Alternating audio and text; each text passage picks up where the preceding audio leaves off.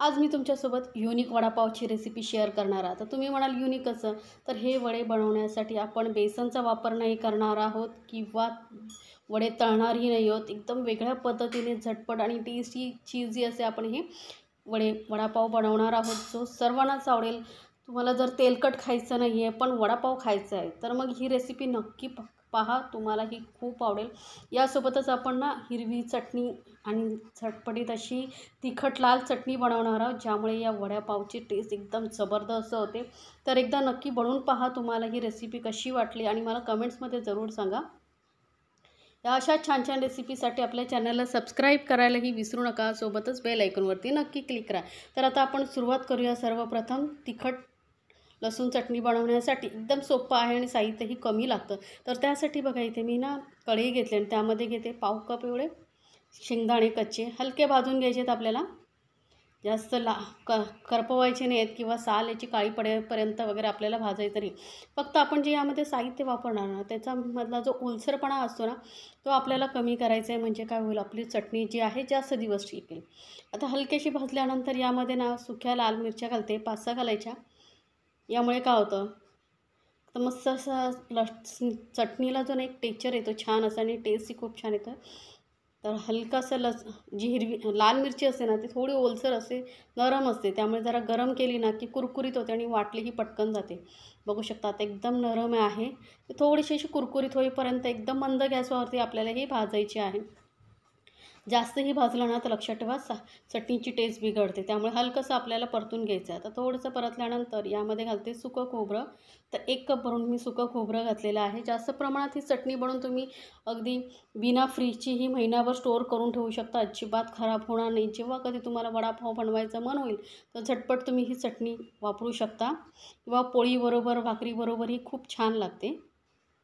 ते बघा, खोबरं ही पटकन भाजतं, करपतं. त्यामुळे मी हलकंसं गरम केलेलं आहे. खोबऱ्याचा कलर अजिबात चेंज झालेला आहे, बघू शकता. कलर तसाच्या तसा आहे. आता गॅस बंद करूया आणि हे पूर्णपणे थंड करून मिक्सर जारमध्ये काढून घेऊया. आता मिक्सर जारमध्ये काढून घेतल्यानंतर आता चटणीला आपल्याला एकदम लालसर कलर जसा असतो ना, तसा आला पाहिजे. त्यासाठी काय करणार आहे, मी काश्मीरी मिरची पावडर वापरते 1.5 चमचा. याचा तिखटपणा नसतो. तिखटपणासाठी तर आपण लाल मिरची वापरलीच आहे, बेडगी मिरची. त्यानंतर 1.5 चमचा मी इथे काश्मीरी मिरची पावडर वापरते कलरसाठी. कलर खूप छान येतो. चवीनुसार घालूया मीठ आणि याला थोडंसं असं रवाळ वाटून घ्यायचं. एकदम बारीक वाटायचं नाही, थोडंसं दरी जशी राहिली पाहिजे. तर बघू शकता मध्ये मध्ये तुम्हाला हे बघा दाणेही दिसत असतील मिरचीचे वगैरे, कण बारीक दिसत आहेत. असे दाणेदार आपल्याला वाटून घ्यायचं आहे. आता हे आपण काढून घेऊया चटणी. आता ही चटणी कुठल्याही घट्ट झाकणाच्या डब्यामध्ये भरून तुम्ही ठेवून द्या, म्हणजे चटणी आपली व्यवस्थित टिकेल. तर चटणी एका बाउलमध्ये काढून घेतली. बघू शकता कलर किती सुंदर आलेला आहे. आता आपली तिखट चटणी सुकी लाल चटणी तयार झालेली आहे. त्यानंतर आता आपण पुढची चटणी बनवणार आहोत, ती म्हणजे हिरवी चटणी, तिखट हिरवी चटणी, जी वडापावला लागतेच. तर बघू शकता हिरवी चटणी मस्त कलर आले, चटपटीत. आणि ही चटणी तुम्ही आठवडाभर स्टोअर करून ठेवू शकता. तर त्यासाठी काय लागणार आहे आपल्याला, कोथिंबीर. तर खूप सारी कोथिंबीर देठासहित घेतलेले आहेत. देठ कोवळे असतील तर नक्की घ्या. तर 1 मोठा कपभर मी कोथिंबीर घेतलेली आहे. आता चटणी किती बनवायची आहे ना, त्या प्रमाणात तुम्ही हिरवी मिरचीचं कोथिंबीर घ्या. थोडीशी पुदिन्याची पानं घेतलेली आहेत, 20-25 पानं घेतलेली आहेत. अर्धा इंच आल्याचे तुकडे करून घेतलेले आहेत. सोबतच आपण इथे लसूण घालणार आहोत. पण लसूण फक्त 2 पकड्या घालायच्या, जास्त घालायचं नाही, नसेल असा उग्र वास येतो. 3 हिरव्या मिरच्या घातलेल्या आहेत. तिखट किती हवं आहे त्यानुसार तुम्ही हिरवी मिरचीचं प्रमाण कमी जास्त करा. अर्धा चमचा जिरं घातलेलं आहे. आणि आता आपली चटणी टेस्टी आणि अशी घट्टसर होण्यासाठी इथे मी शेंगदाणे घातलेले आहेत. थोडेसे 2 चमचे एवढे छोटे चमचे शेंगदाणे भाजलेले, सालं काढून घेतलेले. आणि चटणीला टेस्ट आणि चटपटीत आणि टेक्चर छान येण्यासाठी, कलर छान येण्यासाठी इथे मी घातलेली आहे शेव. लसूणच्या चिवडा वगैरे असेल ना, तोही घातला तरी चालेल, किंवा आपली नॉर्मल आलू भुजिया वगैरे असेल ना, तेही घातला तरी चालेल. नॉर्मल शेव असते तीही चालते. तर तुमच्याकडे जे असेल ना अवेलेबल, ते तुम्ही घालू शकता. चवीनुसार घालूया मीठ. आता यामध्ये पाणी जास्त घालायचं नाही, कारण ही जी चटणी असते ना ती घट्टसर पाहिजे. त्यामुळे एकदम थोडंसं पाणी मी घातलेलं आहे आणि याला एकदम बारीक वाटून घ्यायचं आपल्याला.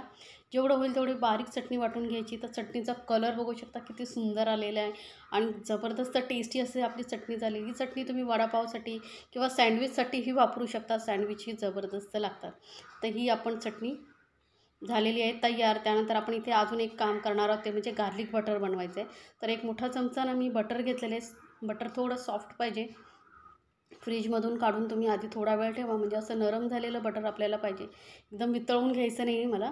तुमच्याकडे वितळलेलं असेल तेही वापरू शकता, पण मी थोडं सॉफ्ट वापरते. त्यानंतर अर्धा चमचा एवढं लसूण किसून घेतलेली आहे. ताजी लसूण किसून घ्यायची. 1-2-3 पाकळ्या लसूणाच्या किसून घ्यायच्या आणि थोडेसे घालते ओरिगानो किंवा पिझ्झा मिक्स जे तुमच्याकडे असेल ते घालू शकता. थोडेसे चिली फ्लेक्स, जास्त घालायचं नाही. एक छोटं पाव चमचा एवढं घालायचं आहे. थोडीशी घालूया हिरवी कोथिंबीर बारीक चिरलेली. आणि आता हे सर्व साहित्य आपण व्यवस्थित मिक्स करून घेऊया. थोडा वेळ असं मिक्स करून घेतल्यामुळे काय होईल, अजून बटर थोडा सॉफ्ट होईल. आपल्याला असंच घट्टसरच बटर हवं आहे, म्हणजे व्यवस्थित स्प्रेड करता येतो. जास्त पातळ झाला की काय होतं, लावताना ते सगळं निघून जातं, व्यवस्थित लावता येत नाही. त्यानंतर गार्लिक बटर ही तयार आहे. आता गॅसवरती कढई ठेवली आहे. 2 चमचे तेलामध्ये मोहरी घातलेली आहे. मोहरी तडतडली यामध्ये घालूया आलं, लसूण आणि हिरवी मिरची. मी ठेचा करून घेतलेला आहे. तुम्हाला किती हवी आहे त्यानुसार तुम्ही प्रमाण कमी जास्त करू शकता. तिखट किती हवं आहे त्यानुसार हिरव्या मिरच्यांचं प्रमाण कमी जास्त करू शकता. तर इथे मी ना 4 हिरव्या मिरच्या घेतला, 1 इंच आलं आणि 7 ते 8 लसणाच्या पाकळ्या चांगल्या ठेचून घेतलेल्या आहेत. ताजं वापरलं ना की खरंच कुठल्याही पदार्थाला चव छान येते. अर्धा चमचा एवढी घालूया हळद. हळद तेलामध्येच आता परतल्यामुळे ना भाजीला छान लागते आणि कलर खूप सुंदर येतो आणि त्याचा जो कच्चेपणा असतो ना तो निघून जातो. त्यामुळे भाजी टेस्टीच होते. आता इथे मी ना मोठ्या साईजचे बटाटे होते, त्यामुळे मी 3 घेतलेले आहेत उकडून. तर बटाटे आपल्याला हातानेच रफली कुस्करून घालायचे आहेत. होऊ शकतं चांगले उकडले गेल्यामुळे काय होतं, व्यवस्थित मॅश होतात. आता तुम्हाला जास्त प्रमाणात बनवायचे असतील तसं प्रमाण तुम्ही बटाट्यांचं कमी जास्त करू शकता. चवीनुसार घालूया मीठ. ह्या मोठे साईजचे बटाटे होते म्हणून 3 घेतले. यामध्ये कमीत कमी 8 ते 10 वडे आपले तयार होतात नॉर्मल साईजची. आता चांगली भाजी आपण व्यवस्थित मिक्स करून घेऊया. जे मध्ये मध्ये असे तुम्हाला जाडसर तुकडे दिसत आहेत ना, ते चमच्याने चांगले दाबून चांगले स्मॅश करायचे, म्हणजे भाजी एकदम एकजीव होते. आणि कलरही बघू शकता किती सुंदर आलेला आहे. आता इथे वरून घालूया आपण बारीक चिरलेली कोथिंबीर. आता कोथिंबीर ना जास्त प्रमाणात घातली ना की खरंच छान चव येते, त्यामुळे मी थोडी जास्त घातलेली आहे. तुम्हाला आवडत नसेल तर कमी घातलात किंवा नाही घातलात तरी चालेल. आता ही भाजी आपली झालेली आहे तयार. बघू शकता किती सुंदर कलरही आलेला आणि टेस्टीही जबरदस्त झालेली आहे. सिंपल एकदम भाजी तयार आहे. आता भाजी हलकीशी थंड करून घेऊया. तोपर्यंत आपण काय करूया, पुढची तयारी करूया. इथे ना मी पाव घेतलेले आहेत. हे ना असे पाव तुम्हाला डीमार्टमध्ये वगैरे इझिली मिळतात. मधून कट करून घेतलेले आहेत. हे जे खाण्यासाठी खूप छान लागतात. आता जी खालची साईड आहे ना त्याला मी इथे लावते बटर. पण आजचे आपण जे युनिक वडापाव बनवतो आहे त्यासाठी आपण बेसन किंवा फ्राय वगैरे अजिबात करत नाही आहोत. झटपट असे वडापाव बनवतो आहे. तर बटरही लावायचं असेल तर लावू शकता, नाही लावायचं, नाही आवडत तर नाही लावलं तरी चालेल. आता आपण इथे जी हिरवी चटणी लावतो आहे वरून ती तुम्ही डायरेक्ट लावू शकता. बटर न लावता हिरवी चटणी अशी भरपूर लावायची, म्हणजे टेस्ट छान येते. चटणीचा कलर बघू शकता किती सुंदर हिरवागार असं झालेलं आहे. कोथिंबीरचं प्रमाण जास्त असलं ना की चटणीला कलर आणि टेस्टही छान येते. आणि घट्टसरच करायचं, कारण जर ओलसर पातळ केलात ना तर काय होईल, आपण जेव्हा ब्रेडला लावतो पावाला तेव्हा मग ते पाणी जास्त शोषलं जाईल आणि जो पाव आहे एकदम सॉफ्ट होईल. आता वरून भाजी लावूया, भरपूर सारी भाजी लावूया. एक मोठी अशी जाडसर थर लागेल इतपत आपण ही भाजी लावून घेणार आहोत. एकसमान व्यवस्थित सर्व ठिकाणी पसरवून घ्यायची आहे. जे किनारे वगैरे राहिले तिथे मी भाजी व्यवस्थित पसरवून घेतलेली आहे. आता आपण जी सुकी लाल चटणी बनवून ठेवली होती ती वरून घालून घेऊया. तर इथे आधी मी थोडीशी लावते वरून चटणी. आता आपल्याला हा वडा जो आहे एकदम मुलांच्या आवडीचा चीजी असा बनवायचा आहे. तर त्यासाठी काय करणार आहे, मी इथे लावणार आहे चीज स्लाईस. आता हा चीज ही नसेल आवडत तुम्हाला तर नाही घातला तरी चालेल. नॉर्मली असेच तुम्ही बनवू शकता. तर चीज स्लाईस घातल्यानंतर वरून मी थोडंसं चीज अजून किसून घालते.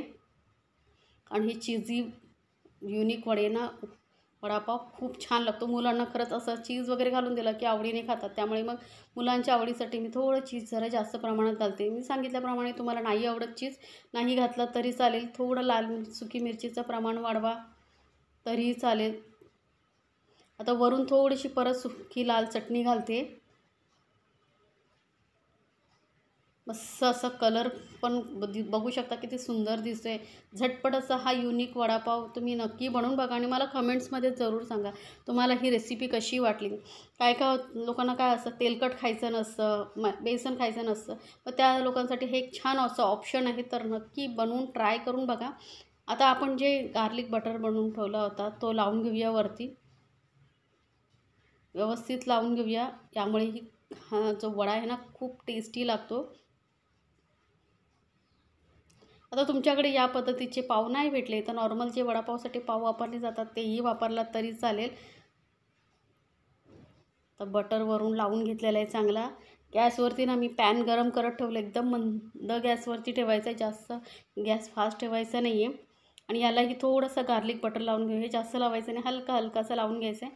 कारण जे आपण खालची बाजू शेकवणार आहोत त्याला थोडंसं हलकासा फ्लेवर आला ना की छान लागेल. त्यामुळे मंद गॅसवरती थोडंसं बटर लावून घेतलेलं आहे. आणि यावरती आपण जो युनिक वडापाव बनवलेला आहे तो ठेवूया. आणि याला कवर करून आपण 5 मिनटं फक्त वाफ देऊन घेऊया. म्हणजे यामध्ये जे चीज वगैरे घातलं आहे ते छान मेल्ट होईल. 5 मिनटं झालेली आहेत, आपण चेक करूया.